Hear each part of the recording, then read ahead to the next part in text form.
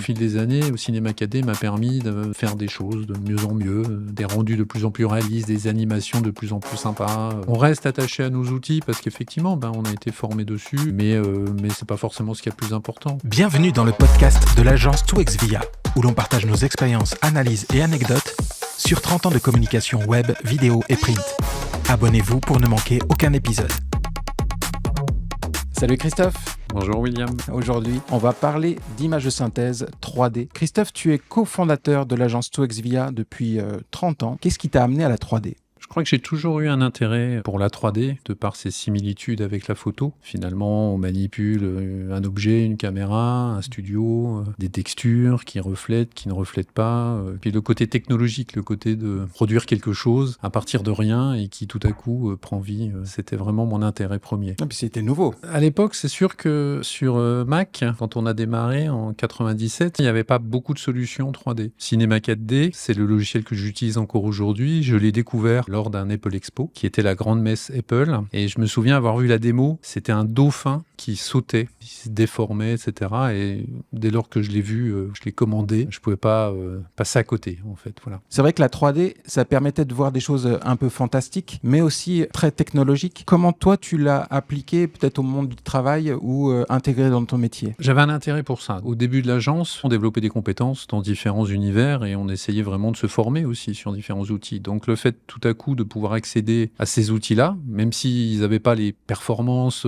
qu'on pouvait imaginer dans les studios hollywoodiens, c'était une manière d'expérimenter, de tester. Et c'est vrai que le premier projet finalement sur lequel j'ai travaillé, qui était un projet sur la cathédrale de Strasbourg. On travaillait avec des amis qui finalement apportaient tout leur savoir, apportaient leurs livres, leur expertise, leurs connaissances, et notamment avec un ami architecte. Ouais, parce qu'il fallait commencer sur des plans. Complètement. Donc il avait tous les plans, il avait les fondations, etc. Donc il avait commencé lui-même à modéliser des choses, et donc on a continué à travailler là-dessus, et on a vraiment avancé sur ce projet. Alors malheureusement, l'idée c'était finalement de développer un CD-ROM interactif à l'époque, une sorte de visite virtuelle de la cathédrale. Ça n'a pas vu le jour, mais on va dire que pendant quelques années, on a passé un paquet d'heures à modéliser, texturer, éclairer, animer.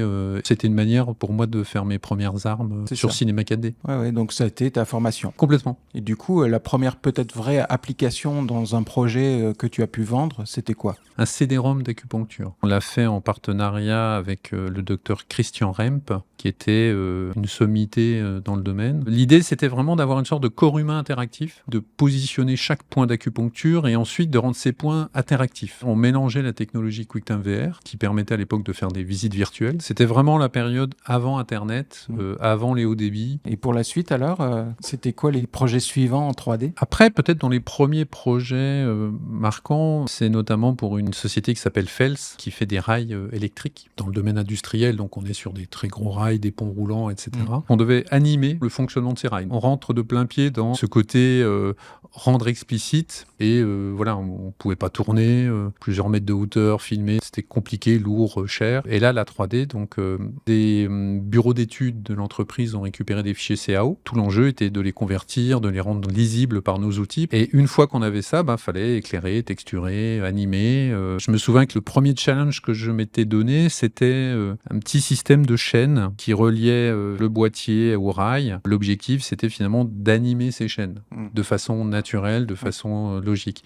Et du coup, notamment sur des phases d'arrêt, d'accélération, de pouvoir faire ça, même si le client, je pense, ne l'a pas du tout vu. Oui, tu l'as transpiré en interne. Exactement, voilà, j'ai passé quelques heures là-dessus. Après Fels, c'était quoi ? Ça a été finalement pour la Fondation Cronenbourg. Tous les ans, la Fondation remettait des prix. Cette année-là, ils avaient fait réaliser finalement les trophées par la verrerie de Meisenthal. Les trophées étaient constitués de boules de verre colorées. Je me suis amusé à animer ces boules de verre et à créer des effets d'animation liés à la gravité, liés à l'antigravité. Là, on était vraiment sur quelque chose qui était plus créatif, plus ouvert, plus graphique. Plus artistique Complètement. Voilà, l'enjeu, c'était de créé ces sortes de jingles qui introduisaient finalement la remise de chacun des prix. À chaque fois, j'ai utilisé finalement les évolutions qui venaient pour essayer de à la fois les expérimenter, à la fois les traduire dans quelque chose pertinent par rapport à une demande qui m'était faite. À l'époque, pour des séquences de 10 ou 20 secondes, il fallait plusieurs nuits de calcul sur plusieurs machines. Toutes les machines de l'agence étaient en réseau. On venait 2 jours plus tard, on avait 20 secondes d'animation et on se rendait compte qu'il y avait un petit problème. On repartait à zéro. Voilà. C'était les bonnes surprises de l'époque. Ça. À l'agence, on a aussi un autre client pour qui tu as fait pas mal de réalisations en 3D, c'est De Dietrich. Ça a commencé comment, tu te souviens ? Oui, pour De Dietrich thermique. On est vite allé finalement sur des projets beaucoup plus techniques, des séquences d'assemblage, des séquences d'installation, des vidéos tutoriels, comment on installe une chaudière, comment on installe une PAC, toute la tuyauterie, raccordement des modules intérieurs, extérieurs, etc. Donc en fait, ça fait quasiment 10 ou 15 ans qu'on produit ce genre de séquence, qui a un savant mélange de compréhension technique, d'analyse, des notices d'installation, de façon claire, simple, parce qu'effectivement, c'est quelque chose à filmer qui est extrêmement compliqué, alors que la 3D permet vraiment à la fois cette abstraction et en même temps ce côté très concret, très précis. On a enchaîné énormément de réalisations avec eux. Et je me souviens d'une des premières qu'on a réalisées où on s'était inspiré du film Minority Report. J'avais imaginé toute la séquence d'assemblage avec des gestes. Je m'étais filmé en studio en train de faire les gestes, les reproduire avec un timing très précis. Et ensuite en 3D, je reproduisais tous ces mouvements pour donner l'impression que mes gestes actionnaient cet appareil. Donc je le faisais tourner, je l'ouvrais. Et toi, ta lecture, elle va permettre de rendre lisible pour un installateur comment monter la machine en entier, faire les raccordements. Et souvent à l'agence, je fais la plaisanterie comme quoi tu pourrais installer des chaudières maintenant. Oui, je pense qu'on n'est pas loin. Mais toi aussi, tu pourrais en installer parce qu'on est aussi sur un travail complémentaire. C'est ça. Quand on a ce genre de demande, moi je fais la 3D, tu vas prendre le relais parce que l'idée c'est aussi d'intégrer du texte, de séquencer, de rythmer, de mettre en musique, de mettre une voix off. Donc effectivement, il y a tout un travail comme ça de workflow qui nous permet de nous ajuster avec des retours clients. Donc on peut dire qu'aujourd'hui, on a pas mal expérimenté, on va dire, ce process-là. De la plomberie et de la chaudière à d'autres domaines, comme le médical. On a pu délivrer des projets dans ce domaine-là. C'est encore plus high-tech. Oui. Tu peux nous en parler ? C'est assez étonnant parce que ça a commencé un peu avec l'acupuncture, avec le CD d'acupuncture, mais par la suite, on a eu l'opportunité de bosser sur des projets dans le domaine des biotechnologies, des automates d'analyse, dans le domaine des pacemakers, avec une société qui s'appelle Sorin. Et c'était assez passionnant parce que je travaillais avec des médecins, avec des ingénieurs. Tout l'enjeu était finalement de pouvoir restituer en vidéo l'implantation d'un pacemaker, son implantation dans l'épaule, la manière dont les sondes vont être fixées sur les parois du cœur, à l'intérieur des ventricules. C'était aussi de simuler le mouvement du cœur. Je me suis retrouvé à acheter un cœur en 3D, parce qu'effectivement, c'était peut-être le plus simple, mais ce cœur n'était absolument pas dynamique, pas animé, etc. Donc, animer les mouvements des ventricules, des oreillettes, le mouvement des valves, quand il est en train d'avoir une fibrillation, qu'est-ce qui se passe ? C'est sur un autre type de plomberie, là. Complètement, voilà. Donc, et c'est sûr que c'était assez passionnant. Ça, c'est un des projets. Et ensuite, on a développé aussi beaucoup de séquences animées, notamment dans le domaine des automates d'analyse.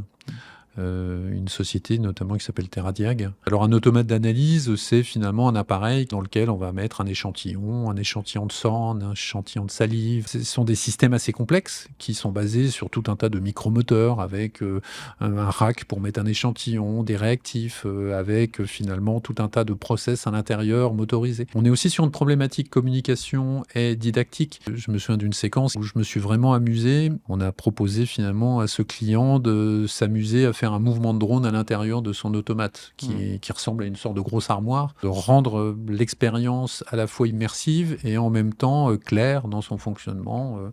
Il y a un rack qui permet d'entrer. Le rack, il a un rayon laser qui passe en revue des codes barres. Ensuite, on passe sur un bras articulé qui va pipetter à l'intérieur de ces racks, etc., etc. Ensuite, ça va être centrifugé dans une autre partie de l'appareil. On est toujours sur cette frange où la compréhension est nécessaire, mais l'aspect marketing, l'aspect communication prend le pas et doit aussi avoir son importance. Alors, on a parlé de projets dans le domaine industriel, de matériel high-tech médical. On a aussi des projets du côté de l'architecture. C'est vrai qu'on travaille quasiment depuis 20 ans avec un client qui s'appelle Geolam.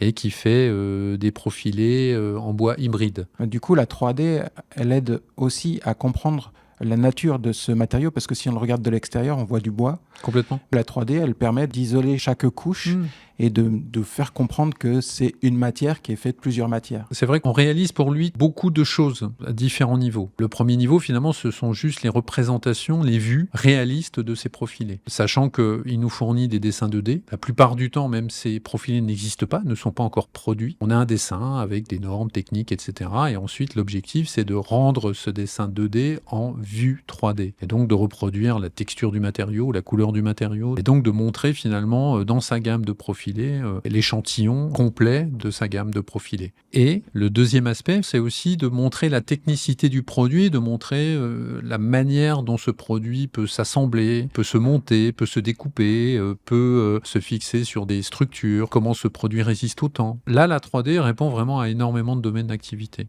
Et on est même allé jusqu'à réaliser une application qui fonctionne sur un navigateur, une application qui est basée sur ces profilés 3D et qui utilise les propriétés WebGL des navigateurs, donc qui utilise la possibilité finalement de pouvoir manipuler en temps réel de la 3D.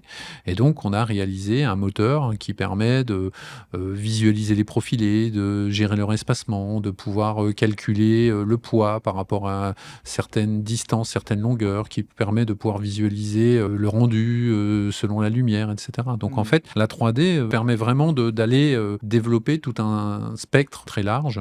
C'est souvent, en fait, que la 3D, elle sauve le game parce que c'est pas possible de photographier, c'est pas possible juste de raconter, c'est pas possible même l'infographie, elle suffit pas parce que des fois, il faut montrer un geste. Et ça apporte aussi une dimension cinématique à la chose. Oui, c'est-à-dire, si vous coupez un profilé, que vous l'assemblez, que vous montrez quelqu'un dans une usine qui fait ça sera jamais propre, ça sera jamais beau, vous aurez jamais le bon plan de caméra, ça va être extrêmement compliqué. Et puis demain, sur un autre profilé, ça sera compliqué à reproduire. La 3D, on peut faire des mouvements, accélérer telle action, masquer, représenter telle action, à la fois dynamique, à la fois très qualitatif, donner une dimension fluide.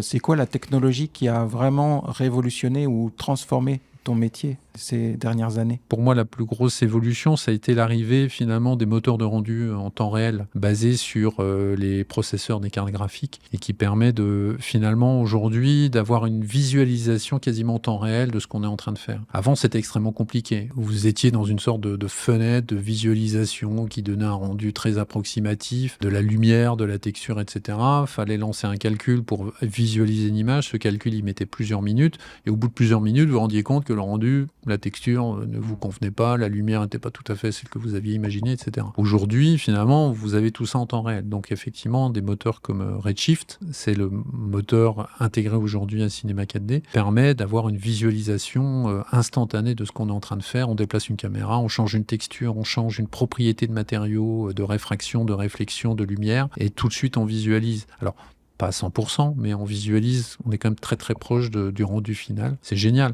Ensuite, ces moteurs ont aussi introduit plus de qualité dans les matériaux, les matériaux, les tissus, les transparences, les réfractions, les dispersions. Voilà, donc du coup, c'est aussi toute cette montée en gamme qui permet aujourd'hui de se faire aussi plus plaisir avec la 3D. Nous, à notre échelle, l'enjeu, c'est finalement d'arriver à intégrer une compétence parmi d'autres. On fait du tournage, on fait de la photo, on fait du motion design. Et effectivement, la 3D, c'est une corde supplémentaire à notre arc qui permet finalement de traiter tout ce que les autres médiums ne peuvent pas traiter. Dans tout ce qu'on produit, finalement, c'est avant tout la compréhension d'une demande, la compréhension d'un fonctionnement, c'est la transposition de cette demande en outil marketing, en outil de vente, en outil d'explication, en outil de compréhension. Tout est ouvert. Eh bien, écoute, merci Christophe d'avoir raconté tout ce chemin dans le monde de la 3D qui est vraiment fascinant. Moi, ça m'a toujours passionné. Et je pense que je ne suis pas le seul.